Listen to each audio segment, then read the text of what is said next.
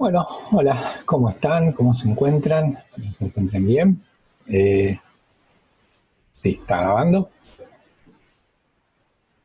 Bien, bueno, continuamos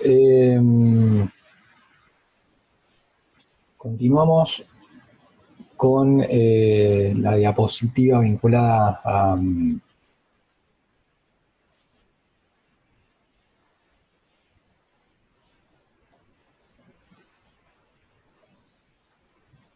sí, a lo que sería la estructura represiva del Estado.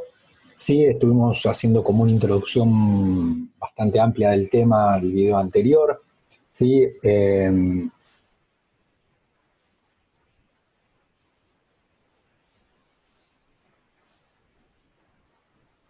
ahí va. Hemos hablado de la estructura represiva del Estado, esto de la violación del Estado de Derecho y el establecimiento de un Estado totalitario, ¿sí? De un Estado que se comienza a mover en función de criterios personales, ¿sí? Y no bajo las reglas del derecho, ¿sí? Digamos, de la utilización de la fuerza ilegítima, no legítima, sino ilegítima por parte del Estado, ¿sí?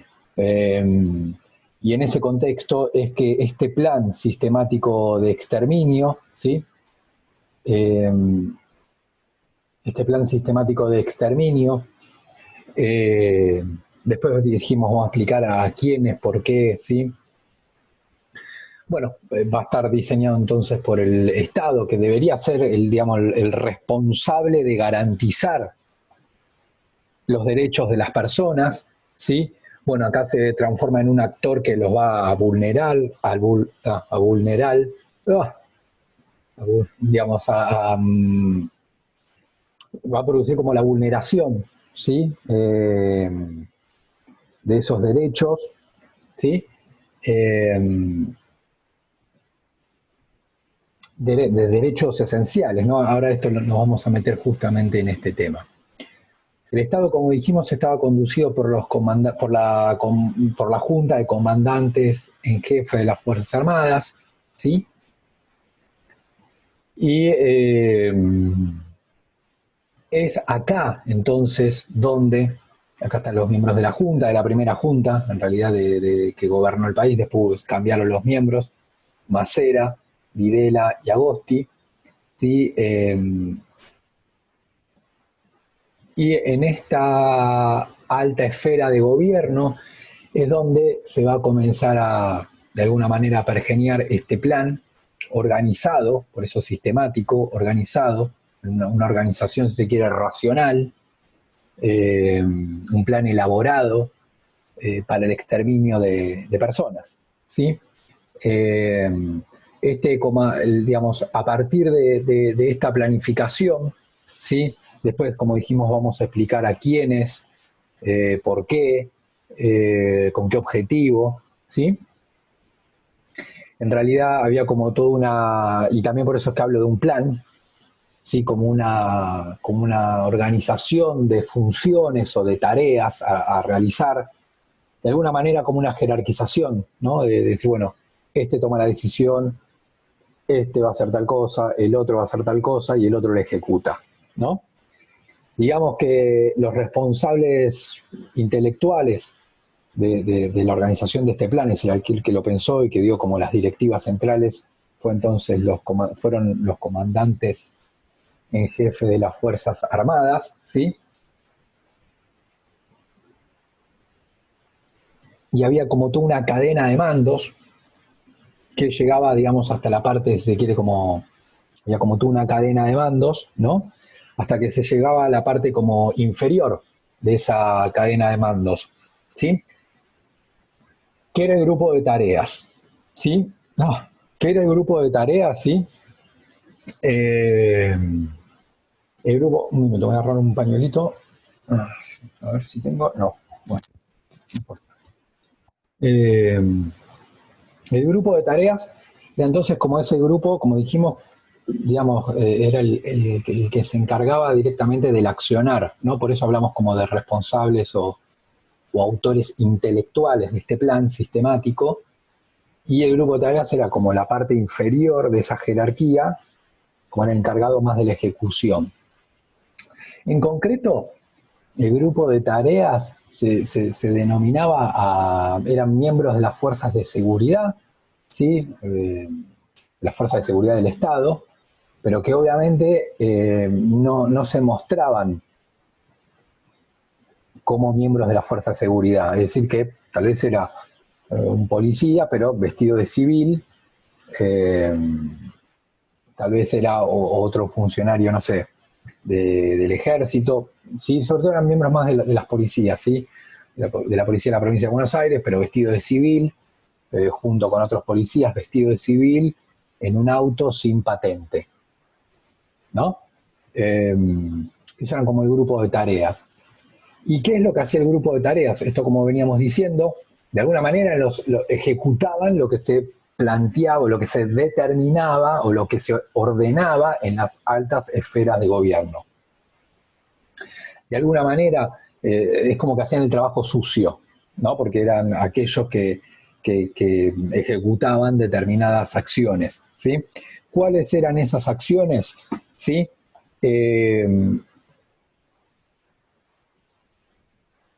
En primer lugar, el secuestro justamente de las personas que se determinaban, ¿sí? Pues vamos a ver a quiénes, el secuestro de la persona. Esto se podía dar en el domicilio, en el lugar de trabajo, en el lugar de estudio, ¿sí? O en la propia vía pública, ¿sí? Para lo cual obviamente había todo un trabajo de seguimiento, algo de esto ya estuvimos hablando, ¿sí? Había como toda una investigación previa de la persona, ¿sí? Dónde vivía, dónde trabajaba, a qué horario tomaba el colectivo, por dónde pasaba, a qué hora, ¿sí? Dónde estudiaba, ¿sí? Había como un seguimiento de la persona, digamos, como un trabajo de investigación previa, que obviamente hacía el Estado y en muchas veces de manera ilegal, porque esto es algo, está claro que el Estado puede tener acceso a esa información, ¿sí? Esto yo ya lo expliqué, ¿sí?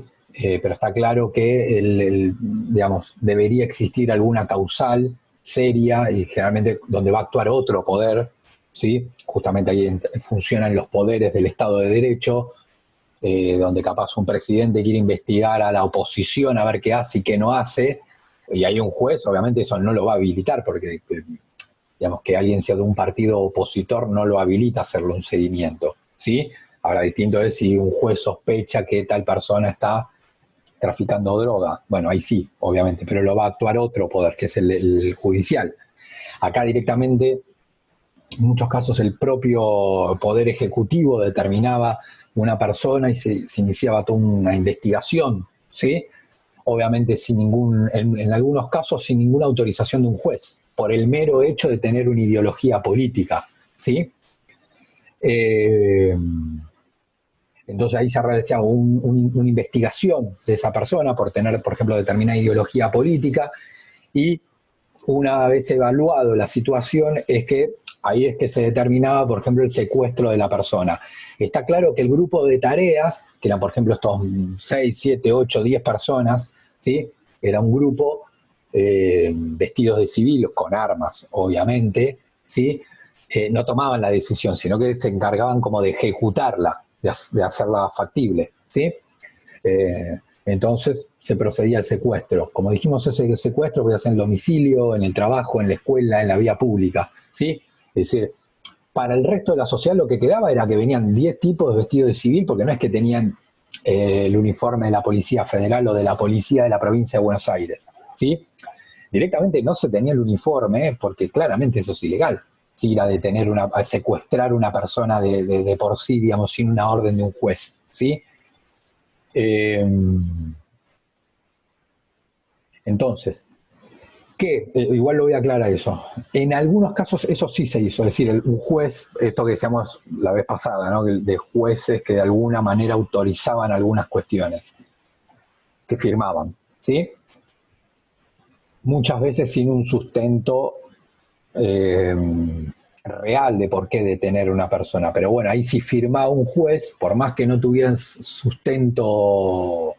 eh, sustento legítimo, porque sí era legal, porque desde el momento que lo firma un juez es legal, pero tal vez sin un motivo legítimo por el cual detener a una persona. Pero bueno, ahí sí, por ejemplo, puede ir la policía con un uniforme digamos, como siguiendo el parámetro, si se quiere, más legal, ¿no?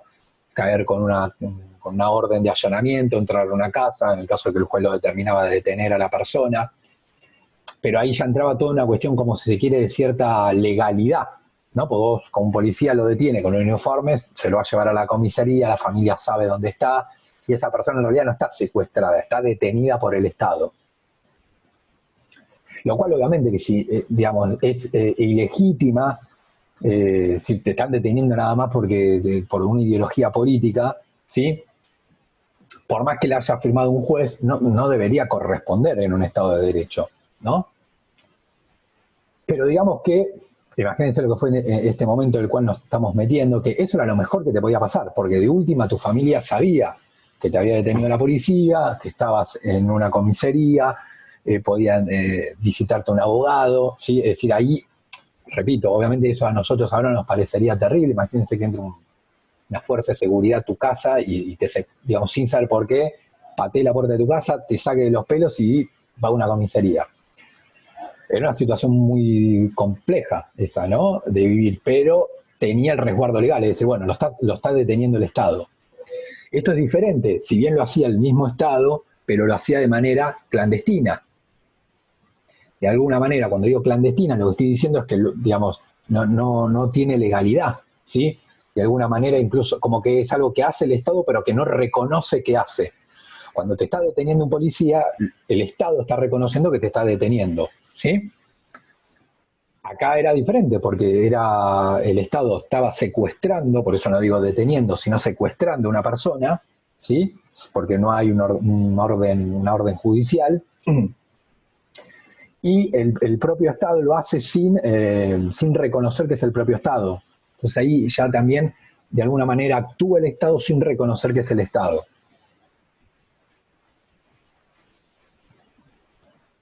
Luego se producía del secuestro de la persona la detención, ¿sí? Que esa persona era llevada a los centros también clandestinos de detención de personas, ¿sí? Vuelvo a la idea de la clandestinidad. La clandestinidad son lugares donde el Estado no reconoce que ahí tiene detenida a una persona, ¿sí?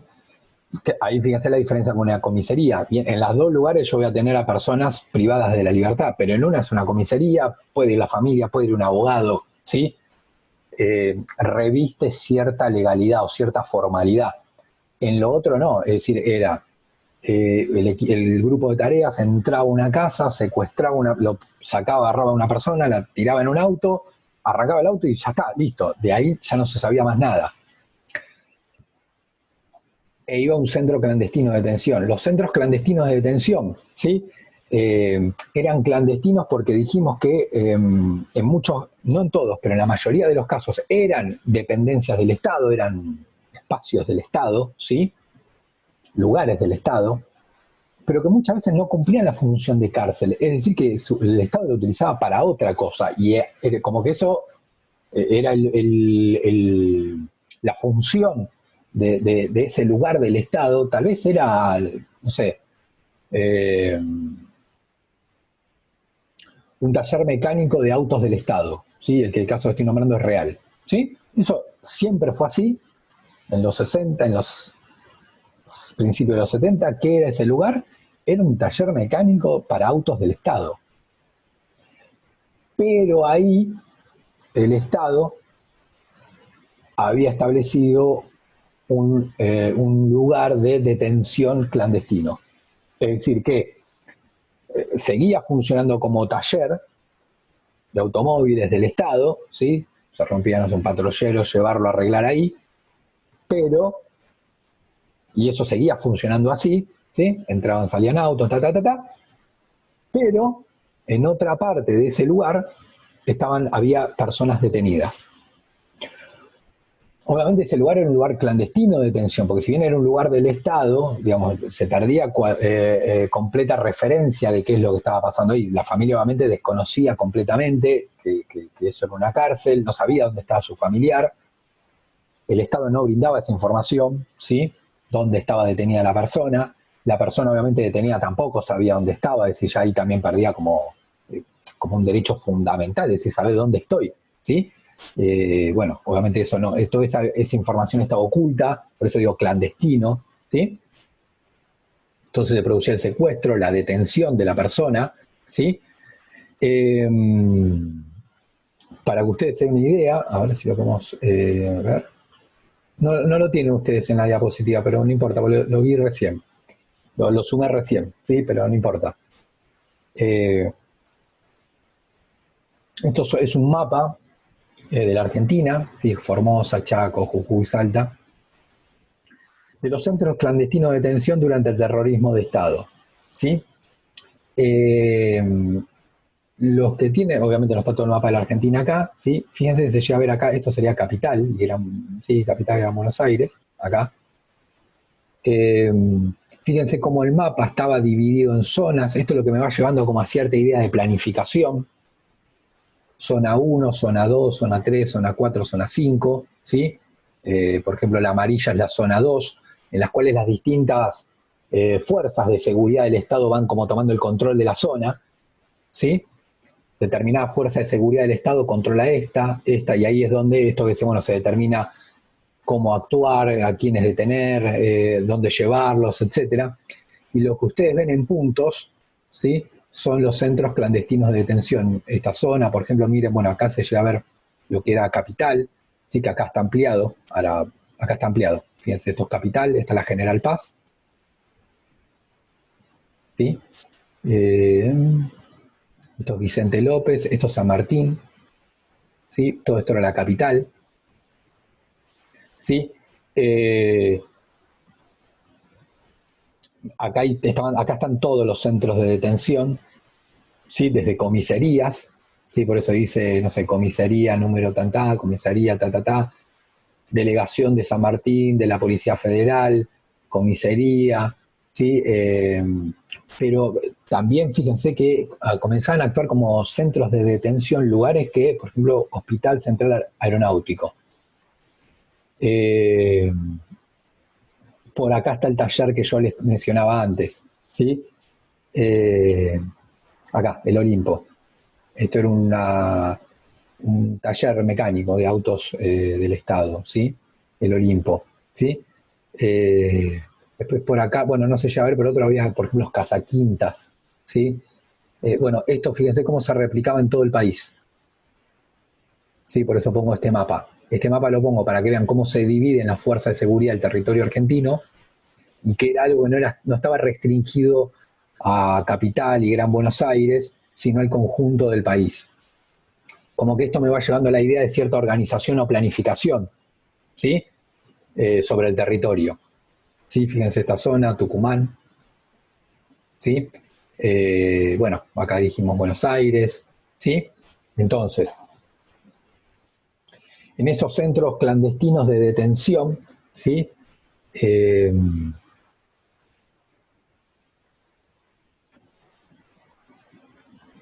es donde se detenía, ¿sí? A la persona y se tenía un objetivo que se procedía en ese lugar de detención a lo que era la tortura de la persona. Porque fíjense que lo que se hacía con determinadas personas era secuestrarla, no era directamente asesinarlas en, no sé, porque se la podía asesinar en la vía pública, por ejemplo, ¿sí? Eh, Algunos casos ha existido de ese tipo, ¿no? Como, bueno, la persona se resistía y, bueno, se la ejecutaba en la vía pública. Que eso comienza a ser común. Ya venía siendo común, nosotros ya estuvimos hablando de los fines de la presidencia de Perón, de Isabel, como que ahí ya empezaba a haber un clima de este tipo, y los primeros años de la dictadura fue de ese tipo también, ¿no? Eh, Ahora, en línea general lo que se procedía al secuestro, ¿para qué? porque lo que se buscaba era de alguna manera ejercer violencia sobre el detenido o la detenida, ¿sí? Violencia de tipo física, obviamente, ¿sí? De las maneras más atroces, ¿sí? Eh, desde electrocutar a la persona, bueno, obviamente golpearla, quemarla, ¿sí? Violación, ¿sí? Violación sexual, eh, y obviamente la violencia psicológica, ¿sí? Eh, que por ejemplo implicaba simulacros de fusilamiento, ¿sí? Es decir, poner contra la pared a alguien y empezar a tocar el gatillo del revólver, sabiendo alguno de los miembros de esta fuerza de seguridad que el revólver no tenía balas, ¿sí? Eh, digamos, toda esa violencia, si se quiere, bueno, obviamente las personas que estaban detenidas en esos centros clandestinos, como dije, perdían completamente referencia de dónde estaban, ¿sí? Porque apenas se los secuestraba, es decir, apenas se los subía al auto para detenerlos, se les ponía una venda en los ojos y en muchos casos estaban, eh, digamos, largas jornadas sin ver la luz, ¿sí? Porque estaban encerrados, encerrados en, no sé, en un altillo de un edificio. Listo. Y ahí pasaban meses, tal vez, ¿sí? Con una venda en los ojos, encadenados, encadenados, ¿sí? Pies, manos, ¿sí? Eh, muchas veces, obviamente, el lugar, esto decíamos, el lugar donde estaba detenido no era una cárcel en sí, ¿sí? Era un piso, entonces un colchón en el suelo, donde había varios. Eh, tampoco sabía cuántos, porque como no podían ver, no sabían bien, estaban con muchos, con pocos, sabían alguien que lo estaba mirando a ellos, como que eso no sabían. Y bueno, y a veces tenían que pedir permiso para ir al baño, o a veces era una balde ahí, ¿sí? Y hacían sus necesidades ahí. Que obviamente toda esta situación, digamos, de violencia psicológica y de violencia física, ¿sí? Tenía que ver con, de alguna manera, quebrar la psicología del detenido, ¿sí? Con el objetivo de que diera información. Y acá entraba todo un tema, porque en muchos casos eran, de alguna manera, lo que se buscaba es que los detenidos, los secuestrados, de alguna manera, como hacerles jugar esta idea de que si brindaban información y colaboraban con la fuerza de seguridad, iban a quedar libres. En realidad lo que se estaba pidiendo es que delatara a sus, por ejemplo, compañeros de militancia política, ¿sí?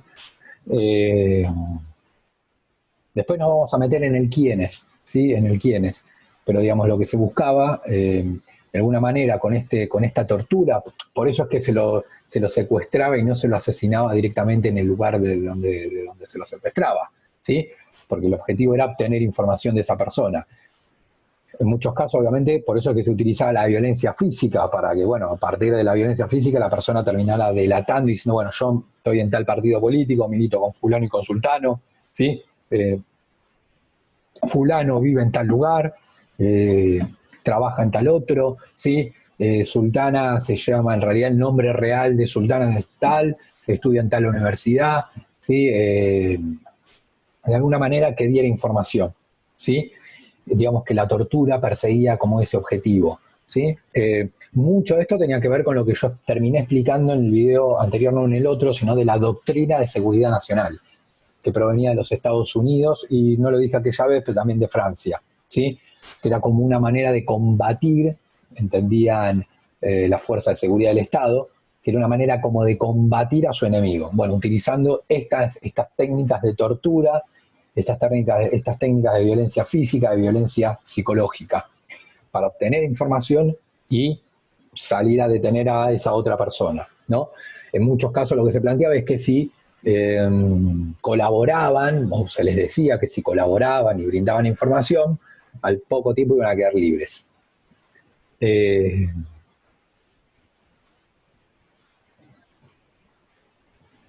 En muchos casos, ¿sí? Está confirmado, ¿sí? De que eso no fue así. Es decir, que no quedaron libres, sino que fueron ejecutados, ¿sí? ¿De qué manera? Recordemos que obviamente acá perdían, ya ni sabían, como estaban con los ojos tapados, ¿verdad? No sabían dónde estaban detenidos, ¿sí? Obviamente no tenían ningún contacto con su familia, digamos, a lo sumo podían llegar a hablar con alguna de las 2, 3 personas que estuvieran al lado de él, ¿sí? Detenido, secuestrado, pero había como una pérdida de referencia, ¿sí? En muchos casos, entonces, las personas, ya sea que brindaban información o no brindaban, terminaban ejecutados, ¿sí? Y acá también fue una de las cuestiones complejas porque la dictadura decidió, de alguna manera, ejecutar. Repito que estas eran decisiones que se tomaban en los altos, por eso arranqué diciendo que se tomaban en los altos mandos de gobierno. Obviamente el grupo de tareas no decidía, o las personas que estaban en un centro clandestino, ¿sí? Las personas estaban ahí en cuanto a fuerzas de seguridad, no es que decidían, bueno, a este lo matamos y a este no, sino que era algo más bien, o no era una decisión que se tomara así como sin ningún tipo de razón, sino que había como un análisis, si podía brindar información, si no podía brindar información, si ya había dado toda la información que creían que podía dar esa persona, y en función ahí es que después se tomaba la decisión, pero digo, era algo como de alguna manera planificado, no era una cuestión, bueno, vamos, ¿sí? Me enojé con él y lo maté. No, sino que se debatía, se discutía, y en muchos casos lo que se resolvió fue la ejecución, es decir, el asesinato de la persona. Ahora, sobre este punto cabe señalar que la dictadura ahí planteó un escenario diferente a otras dictaduras latinoamericanas, en los cuales directamente se ejecutaba y a la persona en alguna forma como en lugares públicos, es decir, porque después estaba el cuerpo, aparecía el cuerpo de la persona muerta, ¿no? Eh, y eso la dictadura, por ejemplo, Chile es ese ejemplo, ¿no? Lo cual era algo bastante fuerte, eh, y de alguna manera le podía traer problemas a ese gobierno, ¿sí? Porque si públicamente comenzaban a aparecer cuerpos, ¿no? De personas ejecutadas, ¿no? Obviamente hay cierta presión internacional, ¿no? Sobre ese gobierno. Decir, bueno, che, ¿qué está pasando en ese país? ¿No? Digo, este presidente, ¿no? Que de repente le empiezan a aparecer personas muertas, que esas personas son de determinada ideología política, ¿sí? Y uno dice, bueno, evidentemente algo está pasando, y uno va a mirar al presidente, porque dice, bueno, che, vos sos el responsable, ¿qué onda? ¿Sí? Si vos no sos, bueno, vos tenés que de alguna manera ver qué es lo que está pasando, ¿sí? La otra es que seas vos, o que vos estés dando la orden, ¿no? Lo cual obviamente es una violación clara a los derechos humanos básicos. El primero, el derecho a la vida de la persona, ¿no? Como que se viola el derecho fundamental, ¿no? Y obviamente no es una buena señal. Hasta incluso en gobiernos como el norteamericano, que de alguna manera había apoyado, digamos, esta utilización de la tortura, eh, o en otros países europeos, también podía surgir el problema de que incluso las propias sociedades, ¿no? La sociedad norteamericana o la sociedad francesa o la sociedad holandesa, eh, presionara a sus gobiernos, ¿sí? Para que dijera, che, pará, está todo mal, como que yo espero que soy holandés, bueno, espero que el gobierno de Holanda rompa relaciones con el gobierno de tal país que en su país le aparecen gente muerta y posiblemente sea, tal vez sea ese gobierno, ¿sí? No puede estar todo bien con un gobierno así. Eh, entonces, la dictadura argentina tomó nota de eso, ¿no? Es decir, en este sentido de cuidarse con el tema de los cuerpos. Eh, y ahí la decisión que se tomó, ¿sí? Por eso es que yo antes hablaba como de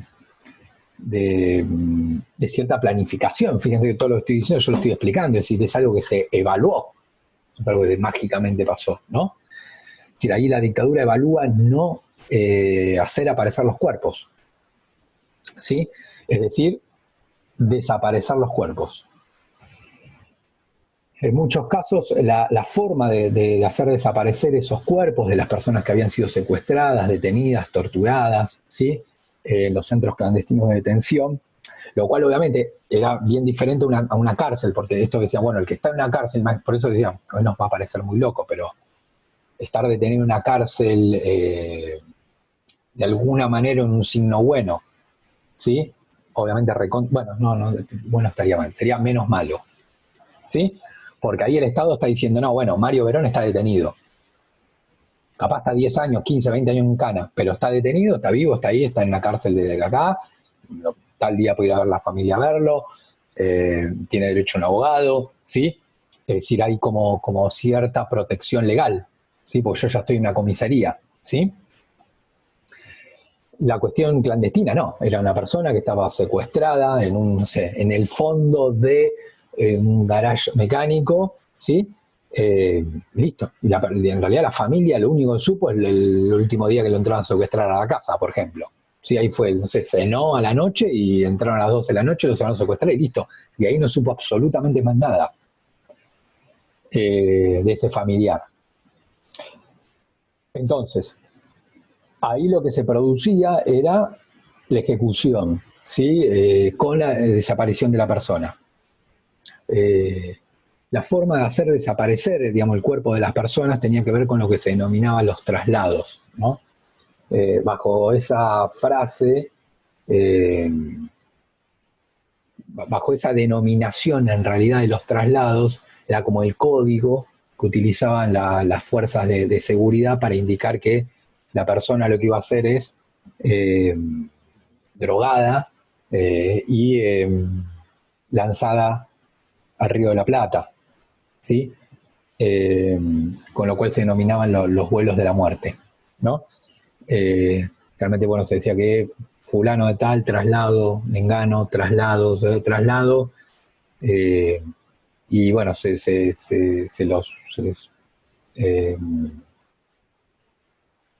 inyectaba una droga en el cuerpo de la persona y bueno, medio dormida, se le subía un avión y desde el avión se las largaba al Río de la Plata. Y bueno, después obviamente el cuerpo de la persona va a haber todo un tema con esto, ¿sí? Porque algunos cuerpos pues van a aparecer, pero bueno, otros no. Y digamos, obviamente la familia en realidad no sabía nada desde el momento del secuestro, ¿sí?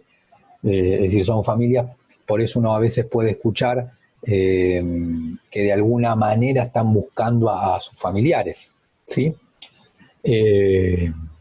En esta parte les dejo un testimonio, les pido por favor que lo vean, es muy poquito, ¿sí?